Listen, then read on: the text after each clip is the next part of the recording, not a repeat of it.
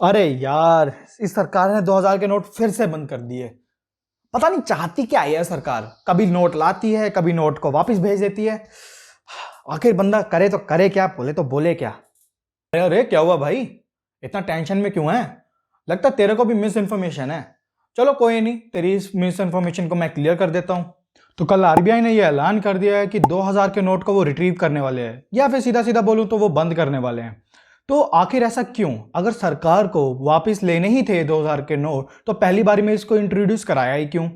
लेकिन अब जब वापस ले ही रही है तो इसका क्या इंपैक्ट आने वाला है हम पर, एंड इसके क्या फायदे और नुकसान होंगे, तो ये मैं पूरी जानकारी दूंगा आपको पॉइंट टू पॉइंट। तो अगर वीडियो को लास्ट तक देखते रहना अगर आपको पूरी की पूरी इंफॉर्मेशन चाहिए। तो मेरा नाम है Naman and I am CEO and cofounder of टेक्यान।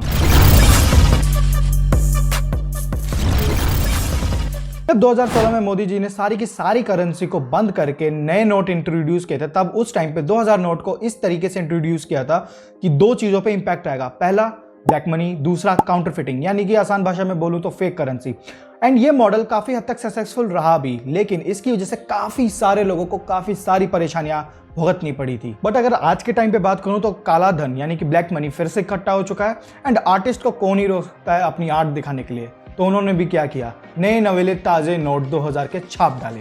And इन्हीं ब्लैक मनी और फेक करेंसी की वजह से एक और बहुत बड़ा इशू है जो कि नेशनल इशू बन चुका है, वो है टेरर फंडिंग का। एंड जो टेरर ऑर्गेनाइजेशन होती है वो इन्हीं पैसों का यूज करके हमारे ही देश में हमले करवाती है। तो ये बहुत बड़ा नेशनल कंसर्न भी है। एंड आपने खुद ये नोटिस किया होगा पिछले 1.5-2 साल से कि जब भी आप एटीएम से पैसा निकालने जाते हैं तो आपको जनरली 500 या 100 या 200 के ही नोट मिलते हैं। 2000 के नोट काफी टाइम से आ ही नहीं रहे मार्केट के अंदर, क्योंकि आरबीआई ने 2018 से ही जो 2000 की करेंसी थी उसकी डिक्रीजमेंट कर दी थी प्रिंटिंग के अंदर। तो 2016 से लेकर 2017 तक 354 मिलियन नोट्स जो 2000 के थे वो छापे गए थे। एंड फिर 2017 से लेकर 2018 तक इसको घटा के 111 मिलियन कर दिया गया। फिर 2018 से लेकर 2019 तक 46 मिलियन कर दिया गया। एंड 2019 से लेकर 2021 तक तो ये नोट आने ही बंद हो गए थे। तो अगर मैं 2017 की बात करूं तो टोटल करेंसी में जो 2000 नोटों का शेयर था वो था 89%। एंड ये 2018 में घटकर हो गया था 37.3%। एंड आज के टाइम पे यानी कि अगर मैं बात करूं 2019 से लेकर 2022 या 23 तक, तो इसका शेयर सिर्फ और सिर्फ 10.8 यानी कि 10.8% ही रह गया है। यानी कि 2000 नोट अब इंडिया के अंदर लीगल रहे या ना रहे, हमें उससे कोई फर्क ही नहीं पड़ता, क्योंकि 3 साल पहले से ही गवर्नमेंट और आरबीआई ने इसको कम प्रिंट करना चालू कर दिया था। एंड 3 साल पहले से ही जितने भी इकोनॉमिस्ट थे उन्होंने पहले ही प्रिडिक्ट कर लिया था कि देखिए यार, या तो ये नोट बहुत ज़्यादा कम कर देंगे या तो इसको रिट्रीव ही कर लेंगे। तो अब मैं इस सिनेरियो के इम्पैक्ट की बात करता हूँ कि इस सिनेरियो की वजह से हम पे क्या इम्पैक्ट आने वाला है। तो पहले मैं बात करूंगा इसके फायदे और नुकसानों की। तो फायदा की अगर मैं बात करूँ तो पहला, जो ब्लैक मनी है वो काफ़ी हद तक कम हो जाएगा। ऐसा क्यों? क्योंकि देखिए ब्लैक मनी को इकट्ठा करना बड़े नोटों के अंदर ज़्यादा आसान होता है कंपैरेटिवली छोटे नोटों के अंदर। इसी वजह से यूके एंड यूएस के अंदर आज भी जो बड़ी हाईएस्ट करेंसी का नोट होता है वो सिर्फ $100 या फिर 100 पाउंड ही होता है। यानी कि अगर आपको काफ़ी सारा पैसा लेके जाना है तो आप 2000 नोटों से आसानी से लेके जा सकते हैं कंपैरेटिवली 500 के नोटों से। एंड जो दूसरा इसका फायदा आएगा वो आएगा काउंटर फिटिंग का, क्योंकि काउंटर फिटिंग की काफ़ी सारी प्रॉब्लम जो एग्जिस्ट करती है अभी भी मार्केट के अंदर। जो 2000 के नोट थे इसको इंट्रोड्यूस इस तरीके से किया गया था क्योंकि ये एक स्पेशल काइंड ऑफ नोट था। नहीं, इसमें कोई ऐसा चिप नहीं लगी हुई थी जीपीएस वाली। इसका जो डिज़ाइन था वो काफ़ी यूनिक था और जो इसके होलोग्राफिक डिज़ाइन थे वो काफ़ी यूनिक थे, जिसकी वजह से इसको प्रिंट करना बहुत ज़्यादा मुश्किल होता था। अगर मैं आर्टिस्ट की बात करूँ तो आर्टिस्ट के लिए तो ये बाएं हाथ का खेल होता है। उन्होंने जैसे तैसे करके इसको प्रिंट कर ही लिया। तो अब 2000 के नोट को तो बैन कर ही दिया है, तो फायदा होता ही नहीं है इसको प्रिंट करने का। तो क्या 500 के नोट प्रिंट नहीं हो सकते? बिल्कुल, 500 के नोट आज भी प्रिंट होते हैं। एंड 500 के नोटों को फिर भी प्रिंट किया जा सकता है क्योंकि कंपैरेटिवली आसान है 2000 के नोट से। लेकिन उसके ऊपर सरकार क्या काम करती है क्या नहीं करती, आरबीआई क्या करती है, वो उनके ऊपर है, वो उनका हेडेक है। तो आगे जब आएगी इन्फॉर्मेशन तो आपको मिल ही जाएगी। अब मैं इसके नुकसान की बात करूँ तो इनका नुकसान भुगतेगा कौन? तो देखिए यार, जनरली 3 ही सेक्टर्स है जो इसके नुकसान भुगतेंगे। पहला है फार्मिंग, क्योंकि आज भी फार्मर्स जो हैं वो लेन देन करते हैं पैसों के अंदर, क्योंकि आज भी कई जगहों पे जो फार्मर्स हैं वो डिजिटल पेमेंट की तरफ उतनी अच्छी तरीके से शिफ्ट नहीं हो पाए हैं। तो दूसरा प्रॉब्लम आएगा जो कि बहुत बड़ा प्रॉब्लम है रियल एस्टेट के अंदर, क्योंकि ये सारे लोग जानते हैं कि जो रियल एस्टेट के अंदर 2 काइंड ऑफ पैसा जाता है। पहला, जो अब आप बुकिंग और टोकन मनी के लिए पैसा देते हैं तो जनरली वो कैश में देते हो आप, एंड जो बाकी पैसा होता है वो आप एज अ डिजिटल या चेक के फॉर्म में देते हो, बैंक की बैंक ट्रांसफर कर देते हो।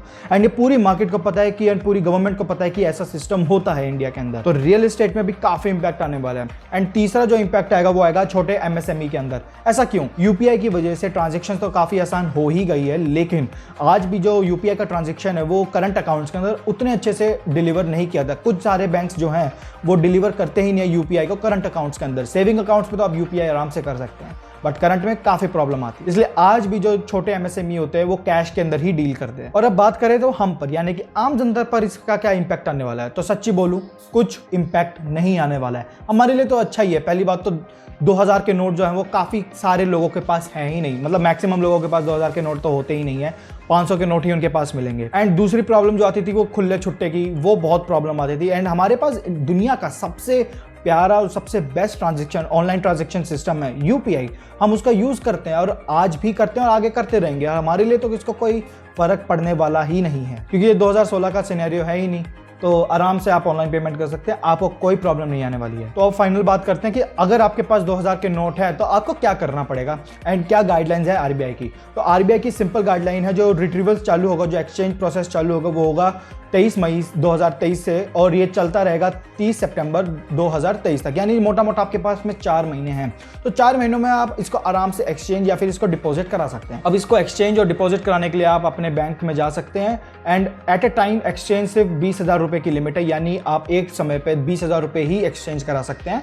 एंड डिपॉजिट कराने की कोई लिमिट नहीं है, आप अनलिमिटेड कितने भी 2000 के नोट जो है वो बैंक में जमा करा सकते हो। एंड तीसरा तरीका एक और है, अगर आपको ज़्यादा पैसा एक्सचेंज कराना और इमीडिएट कराना है तो सीधी सी बात है उसको डिपॉजिट करा लो और एटीएम से बाहर निकाल लो। तो सीधी सी बात है उसको बैंक में जाके डिपॉजिट करा दो और उसके बाद बाहर एटीएम से जाके उसी पैसे को जितना चाहे उतना निकाल लो। खेलो दिमाग से। तो बस यार आज के लिए इतना ही। मैंने आपको सारी की सारी इन्फॉर्मेशन दे दी है कि इसका क्या इंपैक्ट आएगा, इसका क्या इंपैक्ट नहीं आएगा। तो अगर आपको वीडियो पसंद आई हो तो प्लीज वीडियो को लाइक कर देना, प्लीज चैनल को सब्सक्राइब कर देना और अपने दोस्तों के साथ जरूर शेयर करना जिनको ऐसी ही मिस इन्फॉर्मेशन है इस चीज के रिगार्डिंग। तो मिलते हैं अगली वीडियो के अंदर, तब तक के लिए बाय।